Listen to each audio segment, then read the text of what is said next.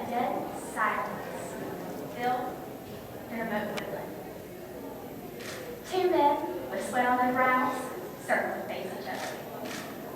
Our hero was dressed normally in a khaki outfit for the work at hand. The sweat stains were ever so evident around his neck. His adversary, the international outlaw, grinned, seeing the hero's weakness. It made him laugh at the sight, seeing the hero's world crumbling, even the entire earth, people on their knees. Our hero pushed his emotions and exhaustion aside as he held the globally backed villain straight in the face. You might think you have won, but this battle has just begun, he said as he launched himself into action. Who is this hero? Is it Her Majesty's secret agent, James Bond? Is he fighting a crazed would-be ruler who's blackmailed the earth with yet another environmental disaster somewhere across the globe? Good afternoon. I am Courtney Cameron from the Lowndes High School FFA chapter, and unfortunately, this is all real. Our hero is the American forester, and he's battling greenhouse gas emissions by managing forests here in Georgia. Just like James Bond, he's facing environmental and international policy threats. The international villain our hero's battling isn't Goldfinger. Actually, at international meetings last fall in Paris, France, many nations debated eliminating carbon dioxide emissions and focused on forestry and American industries as prominent sources of these emissions. Another of these international efforts is the Kyoto Protocol, a United Nations program which holds developed countries, like ours, liable for the greenhouse gas emissions that are in the atmosphere. For example, the Natural Resources Defense Council says the U.S. sends a large part of the 2.4 billion tons of carbon dioxide emitted by electric power plants each year to the atmosphere. The current goal of decreasing emissions at least 18% by the year 2020, this agenda seems to target American industries unfairly because they're more industrialized than others. Some nations, like China, have extreme carbon dioxide emissions, but aren't targeted as of the U.S. by this policy. The second threat our hero faced was environmental. Strangely, one criticism has been that forestry contributes to environmental problems. Critics of the Paris meetings and the loss of trees, which is part of forestry management, increases carbon dioxide emissions. The World Resources Institute believes this assertion, saying that forest loss contributes as much as 12 to 15% of the annual greenhouse gas emissions. On the contrary, more trees can decrease the rate of climate change and help us withstand the effects. For example, in a working forest, the harvest of an acre of salt timber eliminates about 50 trees. In that same space, however, only up to 1,000 trees are replanted by the forestry industry. These young, growing trees actually consume carbon dioxide and enhance the oxygen recycling process for humans. An editorial by the Associated Press stated that in Georgia, we have fortunately recognized the value of our forests long ago. For more than 100 years, we have made their protection and management one of our utmost environmental concerns. Additionally, our state of Georgia is increasingly reliant upon forestry economically. So the importance of forests for commerce and conservation is recognized and encouraged. Nestled in the heart of Georgia, Tim and Harriet Allen, both in their golden years, are helping Georgia's forestry, one sapling at a time. On their Pulaski County farm, they're restoring the famous longleaf pines by working with the United States Department of Agriculture, Natural Resources, and Conservation Service. The NRCS has invested more than $36 million to help over 2,000 forest landowners restore 195,000 acres of longleaf pine. The Allen states as they planted longleaf pine, they're seeing the return of bobwhite quail to their property. They have received seen bobwhite quail in over 25 years. In fact, longleaf pine offers a habitat to over 29 threatened and endangered species. This program is motivating other property owners and the NRCS to continue to make Georgia and our nation's forestry a role model to others. Some initiatives approach conservation differently than our state of Georgia. Instead of restoring and conserving, they're taxing developed countries that have a large forestry industry. For example, the UN has organized an effort to reduce forest emissions. The United States and other major countries are contributing money towards a goal of $3.5 million to go towards REDD+, or reducing emissions from deforestation and degradation. REDD+ works to create a value for carbon-stored forests, offering incentives to developing countries to reduce emissions from forested lands and invest in a low-carbon path to sustainable development. While the UN is effectively taxing nations in an effort to reduce forest operations, here in Georgia, our forests are thriving while being environmentally friendly. Standing in the gap against the international force and possible environmental disaster that's coming against American industries and the citizens of Earth, just like the fictional James Bond, is our real hero, the American forester. He or she may be a corporate employee, a state or federal forester, an educator, or a family farmer. Almost as well equipped as a secret agent, they have high technology available, such as satellite imagery and biotechnology, to help accomplish their mission.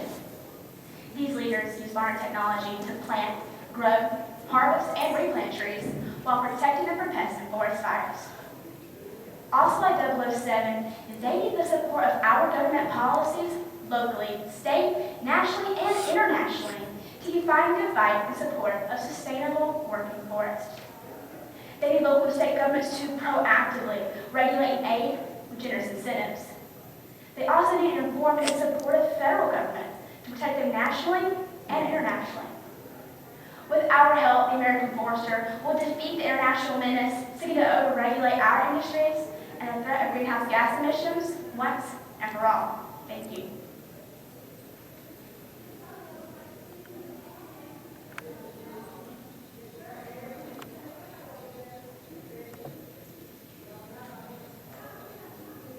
You stated in your speech about the harvest one acre, which your reasons about being allows it back in their place. Can you tell us how much CO2 is consumed by an acre of mature harvestable trees? An acre of trees, well, first off, one tree, according to Disney Epcot, can produce enough oxygen for a family of 4. American Forest states that one tree can take in 10 pounds of particulate matter annually. According to the Georgia Forestry Commission, 66% of Georgia's forests. If you take that 10 pounds of particulate matter and bad stuff it takes out the atmosphere, multiply that by the state of the amount of forested land in Georgia, it would take 2.5 million of my 2014 Dodge Darts to equal the amount of bad matter that trees actually take out of the atmosphere. Good job, Courtney. Do you feel like your research, our replanting efforts are keeping up with the advancements on the harvesting side? It seems like some of the harvesting techniques and advances is outweighing some of our replanting techniques and the growth of our new seasons and any other benefits you can think goes on with our replanting efforts? In terms of reducing CO2 emissions? Yes, correct. A tree does so much for the environment beyond just CO2 emissions. Trees are great, not only they filter 2/3 of actual America's water, so filtering out and then preventing soil erosion all at the same time. So not only are they making the environment a healthier place through providing us with cleaner air, they're also making sure that our soil for farmers is good as well as the water we use. Thank you, Courtney. How do you believe you as a student and all the other students here in agriculture education can rally to our representatives and our local governments to enlighten these policymakers on what we need for incentives in order to get the information out that you're speaking of, such as reducing emissions by replanting?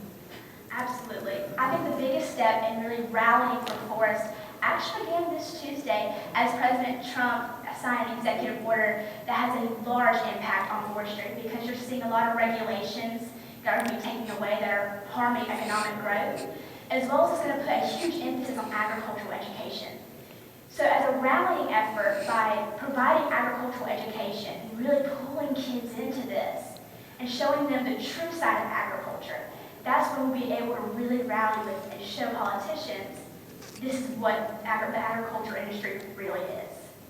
With the former governor, Sonny Perdue, now being the Secretary of Agriculture, I think coming from a huge forestry industry state, you're going to see a lot of economic policies that are going to reflect an actual agricultural industry standpoint.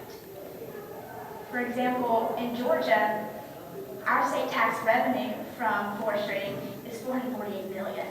So he understands that not only is it good for the environment, we need this in order to make sure that America's great again. So to rally, we really get agricultural education going, and we're really going to see this through Secretary of Agriculture Sonny Perdue, as well as our new President Donald Trump, to be able to help us rally.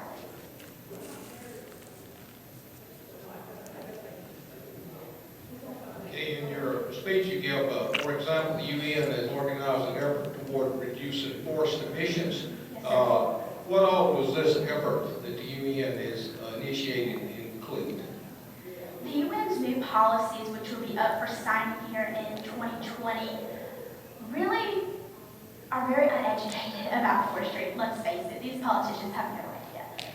And what their idea is, they do not want there to be a profitable forestry industry. They want to have farmers plant this land, leave it for old growth, and step back. Leave it beautiful. Don't have any kind of economic ability to actually provide to people. So a lot of the UN's policies are falsely looking at the forestry industry as something bad. In fact, Growing Georgia stated this week that 51% of people in America think that farmers don't have the environment or the consumer's best interests at heart. So you have this common idea throughout non-agricultural knowledgeable people that not only is agriculture horrible, but forestry is horrible. So they think that by planting this one plot of trees and leaving it forever, not touching it, is going to be great. When really, that's just going to sit there and it's not going to provide any kind of economic boom or the over 108,000 jobs that Georgia forestry brings to us.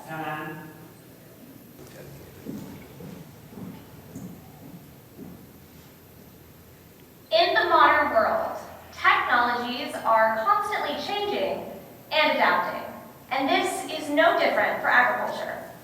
Some of the most rapid advancements seen in agriculture have been in the last 10 years, with the rise of precision farming. The true definition of precision farming is constantly evolving as we figure out ways to work smarter, not harder. This concept revolves around the idea of site-specific management. With traditional farming methods, all parts of a field would often be treated in essentially the same way, despite major variations in soil types, pest, and crop health. With site-specific farming, a single field is treated as multiple smaller ones, allowing farmers to tailor their resources to meet each area's specific needs. This practice not only increases yield efficiency, profits, and waste management, but may also be the key that we have been desperately searching for to feed a rapidly growing population. Currently, there is a plethora of devices and machinery used in the process of precision farming. One of the most notable is the Global Positioning System, or GPS. Its georeferencing gives farmers the unique ability to survey non-uniform fields and their variables like never before. GIS, otherwise known as the Geographic Information System, is another key technology used. When coupled with data from GPS and sensors mounted around the field, a layout can be generated on the computer showing the whole field. With a few clicks, map layers such as the soil types, crop yields, and chemical applications can be looked at individually or all together. Variable rate technologies then take these maps and use the data, so that products such as seeds, water, fertilizers, or pesticides can be automatically applied in just the right amounts. To put all of this into perspective, here is what a typical precision farming plan looks like for the modern farmer. Before the growing season has even started, soil samples are analyzed in the lab. This data enables the farmer to plant varying crop populations based upon their yield potential. The precision farmer can now sit back on a tractor and pull up his or her exact location by GPS. Simultaneously, the farmer can view a series of GIS maps, updated from sensors throughout the field. This allows for an up-to-date view of crop and soil conditions, alerting the farmer to what sections are flourishing and those that are in need of assistance. One more click, and this data is sent to variable rate technologies to start the application process. All of this is done in less than half the time it would take with more traditional farming methods, and in a far more efficient manner. The data collected can be used to determine trends for next year and what practices are most efficient, essentially being a kickstart on both Mother Nature and market competition. With farming being one of history's oldest and possibly most successful professions, many consumers and producers are still conflicted as to whether or not this high-tech method is actually necessary. The main concern of most farmers in adopting precision agriculture is if profit earned from their crops will exceed the cost of technologies needed.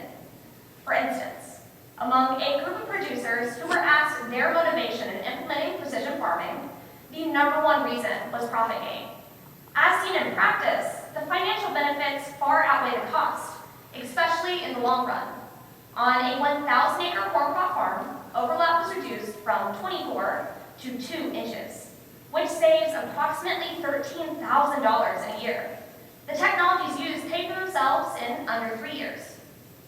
By growing more crops with less land and products than before, farmers are able to drastically increase profit due to the absence of wasted resources. A recent research by the American Farm Bureau Federation showed that of the 2,654 farmers who responded, precision technologies reduced input cost by an average 15% and increased crop yield by 13%. Furthermore, up to 75% of farmers use variable rate systems, so reduced skips and overlaps, increases in personal efficiency, and lower fertilizer costs. Agriculture is a large part of many economies and financial markets, so an increase in crop yields for food and drink products helps everyone. One of the most notable benefits of precision farming is the impact its practices have on the environment. A major problem in crop production is pollution from the runoff of fertilizers and pesticides. Oftentimes, farmers are also under a legal obligation to keep the amounts of chemicals leaving their farm in check, or else they are hit with heavy fines. Nitrates, a common byproduct leak into groundwater, is linked to cancer in humans, and eutrophication that depletes water of vital oxygen.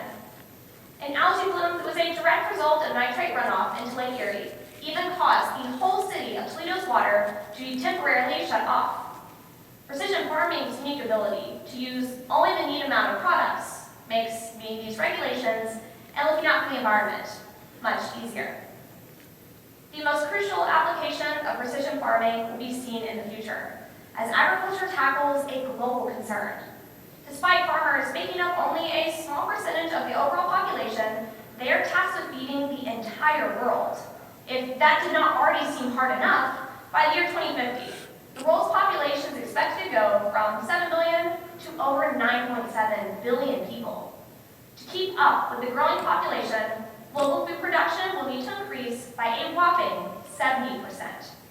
To accomplish this goal, crop production and resources must be maximized in the most efficient way possible, an endeavor only feasible by using precision farming. With 38% of the world's land also already dedicated to agricultural production, it is essential more than ever to start these practices now, as both time and land are running out.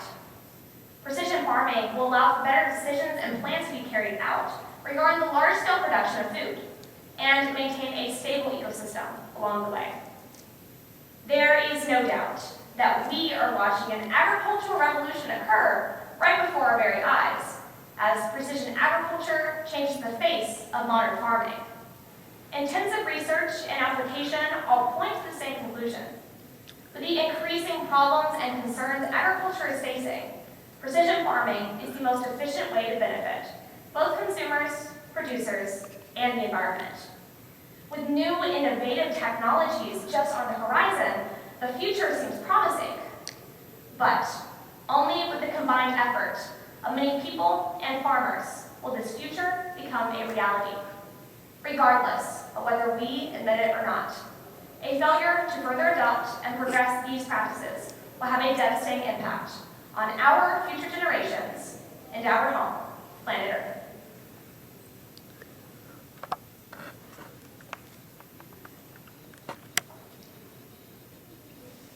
In your speech, you give some detail on the increase in production you can get from precision farming, but I didn't see any specific references to the cost it would take to implement precision farming practice.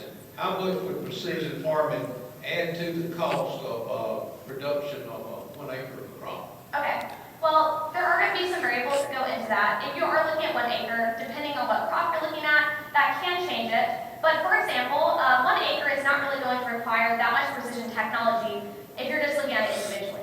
But if you're saying it in the reference of a 500-acre farm and you're focusing on 1 acre, you can easily use variable rate technologies on the back of your tractor, which could cost upwards of $100,000.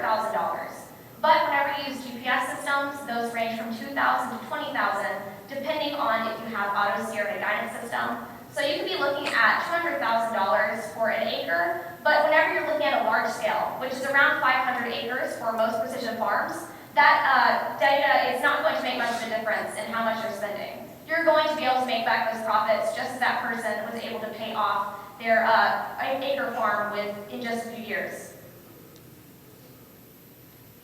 Thank you, Sarah. Do you have any concerns that we're getting maybe too dependent on technology and the knowledge of raising and running a family farm that's been handed down generation?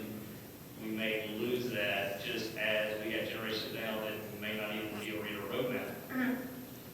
Well, personally, I think that for us to accomplish this global goal of combating population growth and food and not being in a readily available amount, we're going to have to change some of our practices. I know some people want to stay in their ways, but it's impossible to make this food production the level that we need it if we don't actually make some changes. For various companies are able to help you, such as one of the most popular, which is John Deere. They'll send people to help you more or less understand how to use your technologies.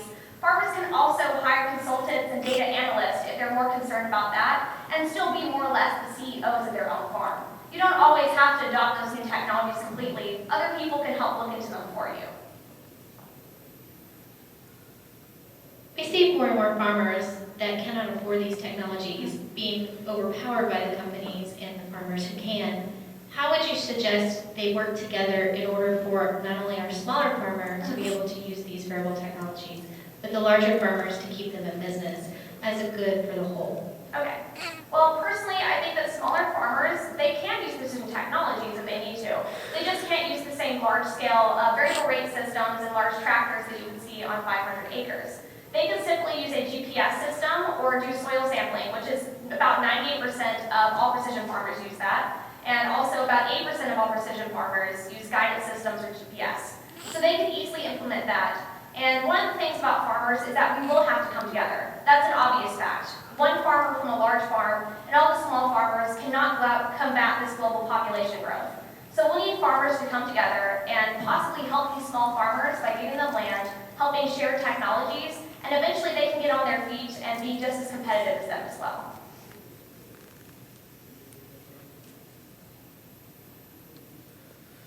Did you relate to us your personal experiences that you have had with precision farming? Well, personally, I actually come from a family that really doesn't have anything to do with farming. I decided to choose this topic because I feel that farming in general is seen as a practice that is outdated and the farmers aren't respected in the way that they should be. I chose this topic because I think I was one of those people. I had no experience with farming in general, let alone precision farming. So whenever I chose this, it opened my eyes to the fact that farming is one of the most innovative fields today. We think of iPhones and new technologies, but nobody thinks of the farmers who create the food that we eat every day. So I have not been on a farm myself with precision technologies, but through my research, I feel that I've learned quite a bit, and like the average consumer, I hope that I can give them that idea as well. One of the things you shared with us was some of the costs of GPS and GIS systems. Do you know approximately how long they're surviving and lasting in the agricultural area and arena? Obviously subject to a lot more probably environmental issues and what have you, but do you know about how long they would last and function in that environment? Well, in general, because precision technologies, like in this case, the GIS and the GPS systems, are not that old, we don't really have 10 years to look at whether or not these technologies have lasted. But for example, John Deere, one of the greatest producers of agricultural technologies in precision farming right now, they give you a 5-year warranty, anywhere from 5 years to about 7 years actually, on your technologies. So you can have full maintenance system upgrades or just single parts. So in general, if these technologies, you're worried about them lasting or not, you can easily get an insurance.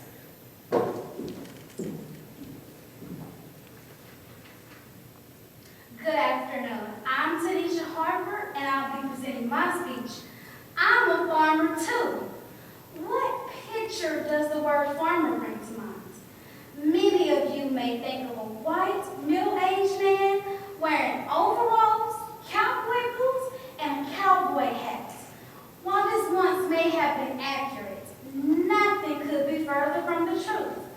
Pioneers in modern agriculture are increasingly likely to be women, even women of color. To be a successful woman in the field of agriculture today is to face a unique set of challenges, says Crystal Harding, U.S. Agriculture Deputy Secretary. According to one study, women are farmers, workers, and entrepreneurs, but almost everywhere they face more severe pressure than men in accessing productive resources, markets, and services. This gender gap hinders their productivity and reduces their contributions to the agriculture sector and to the achievement of broader economic and social development goals. As an African American woman intent on pursuing a career in agriculture, I am certain that I will face even greater challenges than other females do, but I am preparing now to overcome any obstacles in my path. Women today are attaining greater success in agriculture than ever before. To know where the role of a woman in agriculture is going, we must first look at where she has been in this essential field of work. Agriculture has been around since the earliest days of man. Adam was sent out of the Garden of Eden to work the earth from which he was taken. Eve was to be his helper. Thus, the first farmer and farmer's wife were made. History tells us that the role of the woman has not just been as merely a child care provider and housewife, although those skills have definitely also been a part of her role. Esther Bonds update studies to show that women's roles and the gender assignments of duties were determined largely by the plow versus hoe technology. Women throughout the world continue to face many barriers to success. Agriculture has been around since the earliest days of man. Adam was sent out of the Garden of Eden to work the earth from which he was taken. Eve was to be his helper. Thus, the first farmer and farmer's wife were made. History tells us that the role of the woman has not just been as merely a child care provider and housewife, although those gifts have definitely also been a part of her role. Esther Boswell updates studies to show that women's roles in the gender assignments of duties were determined largely by the plow versus hoe technology.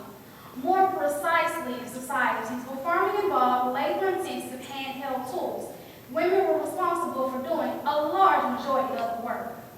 With the introduction of the plow, however, men were largely favored because these machines require greater upper body strength. Add to this fact a woman's natural kinship with the home and child care, and she quickly became tied to her role as homemaker. In North America, Native American women were responsible for the growing of crops such as corn and beans, and for deciding how those crops were dispensed. In the pioneer days, women were also responsible for farming alongside their husbands, operating farming equipment, and tending to farm animals, as well as caring for the children in the home. Throughout history, the role of the woman in farming has been ever-changing. After World War I, there was a definite shift to women's roles becoming limited to being homemakers and child care providers. In a 1985 study, researchers corporated a possible explanation for this phenomenon, gender socialization, or the idea that women are socialized before adulthood to act correctly with respect to their gender, which includes finding jobs that are suited for the feminine role. Related to gender socialization is the assertion that women are expected to perform jobs considered natural to women, such as work related to the children and the home. It was this shift in society's attitudes rather than women's abilities that has been largely responsible for the diminishing role of women in leadership roles in agriculture. Fortunately, women today are increasingly finding their place in returning to varied roles throughout agriculture, including positions such as salespersons, foresters, engineers, or scientists. Ball cites three primary reasons for the increase in presence of women in agricultural occupations. First, there has been an increase in demand for niche products, such as organic, local, and sustainable products. In the Kansas study, Ball finds that women may have a greater propensity for using the methods necessary to raise organic products. These preferences, coupled with the dramatic increase in the market's demand for organically grown and sustainable items, have placed women in the leadership role in this expanding market. The next factor, which Ball attributes women's growing presence in agriculture, is that of a trend towards smaller farms. Ball asserts three reasons for this trend. First, sustainable farming generally happens in a smaller operation. Secondly, a smaller operation usually involves less risk, and women are generally more conservative with taking chances. The third reason is that women are more comfortable using the more manageable machines associated with smaller farms rather than the massive equipment required by larger farms. According to Ball, the final factor contributing to more women in agriculture is simply a more widespread acceptance of women as leaders in this industry. When interviewing female farmers, she found that women feel as though they now have more opportunities and can choose a career as a farm operator or any other agriculturally related profession. This shift in farm culture, making it acceptable for women to assume sole ownership of farming operations, is in part responsible for the increase in success of women in this field. What does all of this mean for my future? As we have looked at the evolving history of women in agriculture, all the way up to the present achievements of females in many different types of agriculture industries, I find myself encouraged, yet unfortunately still cautious about what is in store for me. Women throughout the world continue to face many barriers to success. As Jacques Doe states in the 2010-11 edition of the State of Food and Agriculture Report, we must eliminate all forms of discrimination against women under the law, ensure that access to resources is more equal, and that agriculture policies and programs are gender aware, and make women's voices heard in decision-making at all levels. Women must be seen as equal partners in sustainable development. Achieving gender equality and empowering women is not only the right thing to do, it is also crucial for agricultural development and food security. In 2012, out of all our nation's farms, only 14% had women as principal farm operators. And out of all farm operators, men and women, only 1.4% were black. Those are very intimidating statistics. But I remain hopeful and determined. Awareness is the first key to overcoming obstacles. Education is next. By arming myself with a complete education in agriculture engineering, as well as developing my interpersonal skills, I know that I will be successful in my quest. Luckily for me, there are women who have paved the pathway and who are continuing to expand the options available for me to pursue. Who is the face of tomorrow's agriculture? Why, me, of course.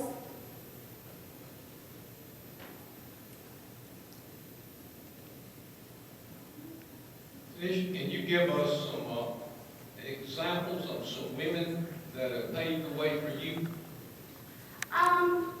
Yes, some of the women that have paved the way for me is Destiny Carson. She is head chairman of National Women's of Agriculture Association. She sits high. Not only is she a woman in agriculture, she's also an African American woman. And she uses those types of platforms to help encourage women. Along with her is Lisa Campbell. She's a Fort Valley State alumni, and she works for the Chicago Engineering Company. Tanisha, you mentioned several barriers that you feel like is up against as the woman proceeds in agriculture. Is there a single barrier that you feel like is a large barrier for you? And if so, what can you do to help remove that barrier? Well, that's a great question. One of the single barriers that I feel is access to federal funding. Having to pay for the education to enlighten us on agriculture, you need federal funding for that. And so one of the things that we must do is talk to higher people above us and our government and let them know that that is an issue. And that's some of the ways we can eliminate that.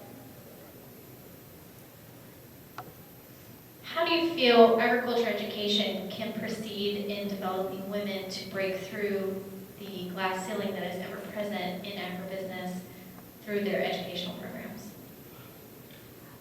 What we must do is educate them. And if you never educate them and let them know that that is an issue, they'll never think that gender socialization is an issue. So they'll never see anything wrong with that. And if you don't let them know and educate them on that issue, we'll never be able to change anything or break down those barriers.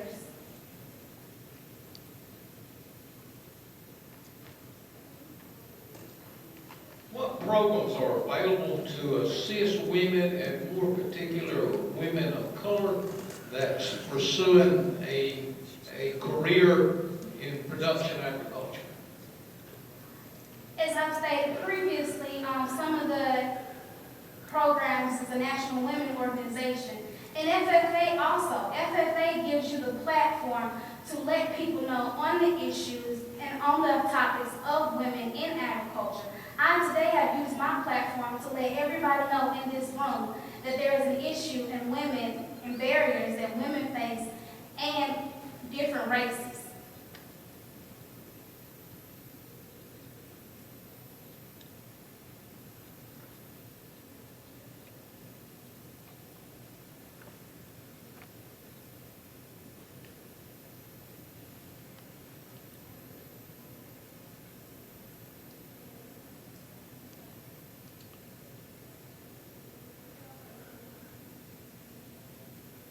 I have another question for you. As a young woman and as other women in the agricultural fields, how can we as industry leaders get involved locally in our government to shed light on the barriers that these women of not only being a woman but also of color can be broken? Well, that's a great question. As adults, you can help the women and upcoming women of different races. You can empower them by looking at you sitting here today judging this competition.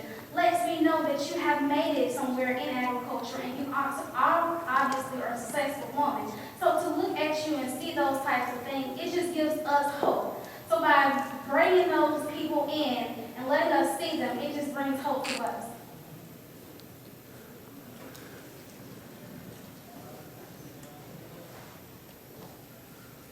Imagine a fourth-generation family farm in Georgia's 8th largest cotton-producing county, Coffee County. This American dream is a reality for me and my family. Cotton is certainly the focus of the dream, but isn't the only thing that grows well in the deep South. In the deep heart of South Georgia, there lived a young farmer by the name of Stacey Adams. Having lived and worked on various good farms throughout his childhood, Stacey had one desire, and one desire only, to own his own farm. Saving all the extra money he had while fighting in World War II, he set out to find a place to call his own. Stacey Adams happens to be my great-granddaddy. He stood up to an enemy to preserve my family's freedom. Today, my family fights the enemy to preserve my great-granddaddy's tradition of growing cotton. This enemy is glyphosate-resistant pigweed. Many people are familiar with this agricultural pest, but the way we manage it could make all the difference for the future of our commodity. I was 50 acres into a hard day's work, harvesting my family's 1,000 acres of fresh Georgia snow. Sitting comfortably in the driver's seat of my John Deere CP690 cotton picker, I caught a glimpse of a weed rising 7 feet tall. Andre Gallant, a leading expert on agronomy weeds, described the plant in a similar occurrence as a Shaquille O'Neal-like plant that can wind into the gears of farm equipment and stop them in their tracks. Before I had time to stop the machine, this same fate had happened to me. This weed had clogged up one of the heads, resulting in a devastating loss, a valuable time that I could not afford to spare. Just imagine if I had a field full of these weeds. This is a real crisis for most Georgia farmers producing cotton as a livelihood. There's research being done to rid agriculturalists of this problem through cultural practices. The weed that caused this crisis is none other than the superweed Amaranthus palmeri, which most Georgia farmers like myself know as pigweed. This botanical pest that so many farmers across the nation have grown to hate first surfaced as a glyphosate-resistant weed in Macon County, Georgia in 2004. The fact is that all of Georgia's cotton is genetically engineered to be resistant to glyphosate, and this could mean one thing. This superweed had done the unthinkable and possibly built a resistance to the same chemical. Glyphosate has been a dependable tool for farmers. This white powdery chemical kills most broadleaf plants growing as a nuisance amongst desirable crops. When a weed genetically changes over time to become resistant, that chemical is no longer effective to be sprayed on that weed. In 2005, the University of Georgia confirmed the first case of glyphosate-resistant pigweed, which was the first confirmed case in the entire world. Since then, the infestation of glyphosate-resistant pigweed has spread to more than 52 counties and is plaguing more than 1 million acres in over 23 states. Seeds from a pigweed plant are produced in a range of 500,000 to 1 million at a time. They can germinate in 1 to 2 days in a temperature range of 59 degrees to 105 degrees. They have a high tolerance for drought and heat. These are just a few reasons that suggesting a cultural practice could go farther than simply subjecting farmers to yet another chemical resistance. One solution is known as the rolling rye method. Stanley Culpepper, an extension scientist and professor at the University of Georgia, has been testing a decades-old Brazilian conservation method that he says can reduce herbicide use to $8 an acre. The way the rolling rye method works is the grower plants rye in the winter months as a cover crop. Then, before cotton season begins, growers will use glyphosate to burn down the rye and kill it. The farmer will then roll it over onto the soil. The weight of the rye holds in the moisture but shades out the sun, creating an environment in which cotton thrives, but pigweed does not. However, very few farmers have adopted this method, for the reason that most farmers are on a year-to-year lease basis, and conservation tillage has grown in popularity. This type of tillage leaves last year's crop residue. This technique is a great way to fight erosion. However, the dormant seeds of pigweed thrive and are ready to sprout as soon as the season begins. Another reason few farmers have adopted this method is because it does require the use of a strip-till planter, resulting in higher upfront equipment cost. Culpepper said the rolling rye method is going to represent a culture change among South Georgia farmers, one that many farmers aren't willing to accept. Another solution is to let cotton, genetically engineered to be resistant to the herbicide Liberty. As of now, Liberty will burn down small pigweed, giving a viable option to this glyphosate-resistant plant, if caught in enough time. My great-granddaddy, Stacy Adams, began our family farm with a single seed, the same cotton seed that supplements feed for cattle and yields an oil found in cosmetics, pharmaceuticals, and biodegradable plastics. Will this superweed known as Amaranthus palmeri ever be controlled? If not, our nation as a whole will feel the impact of this weed through the increase in cotton prices. Cotton currently hovers around 80 cents per pound. I fear that this bull market price could struggle if there's not much done to help farmers with chemically resistant pests like pigweed.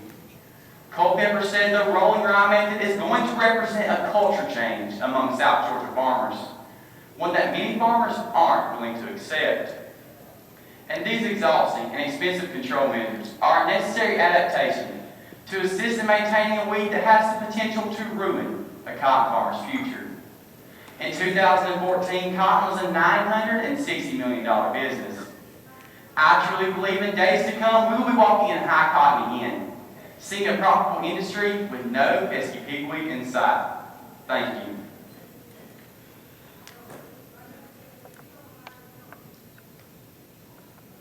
What are you doing on your farm to control this resistant pigweed? Are you using the method you talked about? If so, will you explain it a little more in detail? Currently on my farm, we have not transitioned into the rolling rye yet. We are currently using Liberty because of the price difference. As of now, it costs between $20 and $30 to spray a field with an acre with Liberty. Versus the rolling rye method, that costs $250. Right now, we can't justify the price increase. However, in the future, we're going to see a lot more farmers going to the rolling rye method. And another reason I haven't transitioned yet is because simply my dad and my granddad aren't 100% up for it yet. But when I take over the farm, it's something I'm definitely going to do. The way the rolling rye method works is you plant the rye and kind of acts as a crust in between the water that you're trapping underneath it and the pigweed seeds. And so it's blocking out the sun from those pigweed seeds and not allowing them to germinate. And then the water, we're having decreased pan evaporation because we have water to supply our crops with. Then you're going to come in with a strip till planter and plant your cotton. And so you're having increased water and you're having decreased pigweed. Dawson, as we're hearing about more resistant variety of pigweed is getting more and more chemical resistant, are you concerned with over-herbicide use and stronger herbicides going to take and kill some of these strain-resistant and chemical-resistant weeds? I absolutely believe in that. I believe that we caused this Roundup-resistant pigweed on ourselves. In 1998, Monsanto released Roundup-ready cotton. In 2004, we had our first resistant case. With this new 2,4-D resistant cotton that's going to come out in the future, if we act the same way we did with glyphosate, we're going to see a pigweed that's resistant to not only glyphosate, but 2,4-D as well, and we're going to be in a whole new ballpark of troubles. When 2,4-D and dicamba are the biggest and baddest chemicals on the market for this. Is this pigweed only in Georgia at the time? And if so, what other methods are available to control it? Are you saying right now, that only in Georgia is what you're asking? Yes, you only specifically talk about it being in South Georgia. Right now it's in over 23 states. We're not the only farmers seeing this, but Georgia is where it all originated as far as being resistant. Some other things that people are doing to control this pigweed are sending hand weeding crews out into their fields. We're having workers go out and pull the pigweeds up and put them in wheelbarrows, so we're reducing the most amount of seeds we can get from actually getting into the field and taking those elsewhere and either burning them or burying them, whatever we can do to not have them in our field. And other solutions as far are, essentially you take a cover and put it over the sprayer, so the spray like Liberty is not getting on the cotton during the season, and you can spray it in between the rows.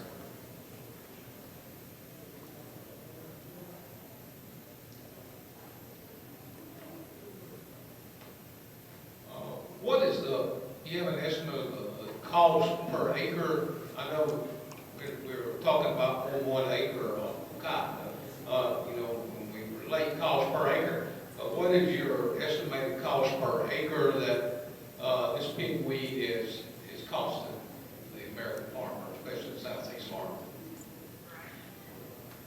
I estimated in between, you're looking at between $200 to $400 in my mind.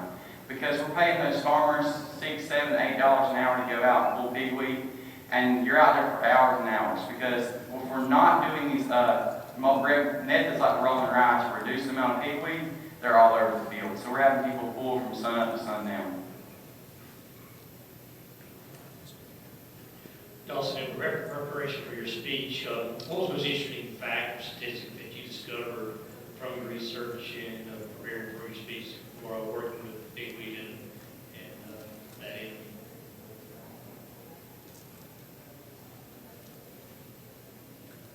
The most interesting fact for me would definitely have to be the amount of money it's actually costing us. I guess we're out in the field every single day, we just don't assume that it's costing us that much money. When we get down to the books, we're really taking a hard hit from this in our economy, especially in Coffee County. Does the rolling rye method provide for erosion? You speak about how conservation tillage is what most current farmers do due to protecting against erosion. If it does not, how can